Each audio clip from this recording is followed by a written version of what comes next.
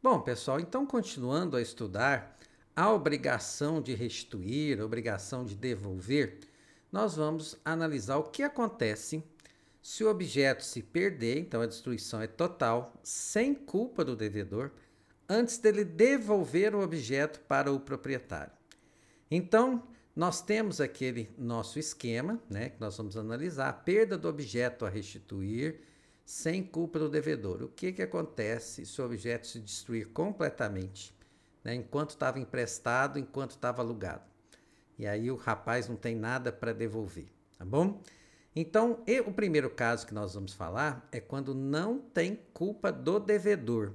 E eu acho que vocês vão achar meio injusto isso aqui, mas eu vou dar uma justificativa. Então, olha só, vamos imaginar um caso.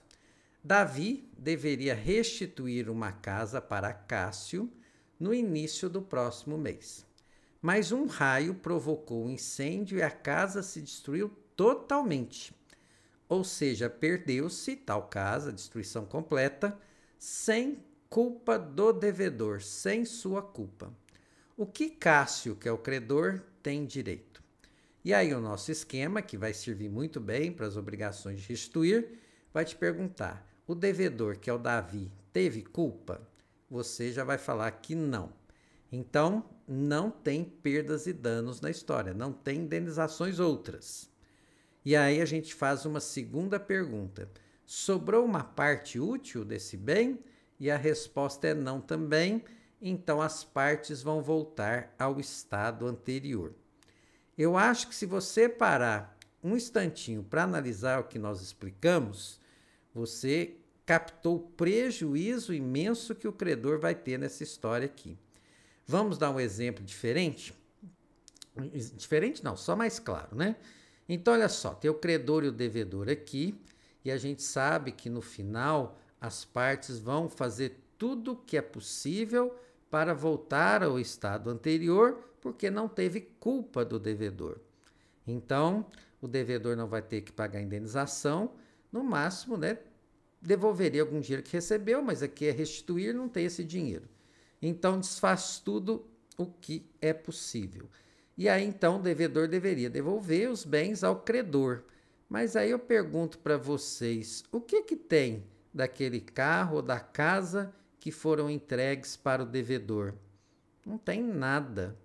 Então, nesse caso aqui, pessoal, o credor não vai receber nada. E a lei usa uma expressão que o credor aqui suportará a perda. Olha como é que está aí no 238, se a obrigação for de restituir coisa certa, e esta sem culpa do devedor, se perder antes da transferência da tradição, sofrerá o credor a perda e a obrigação se ressalvados seus direitos até o dia da perda, e eu vou te explicar isso daqui a pouco, certo? Então, o credor nada vai receber mesmo, certo?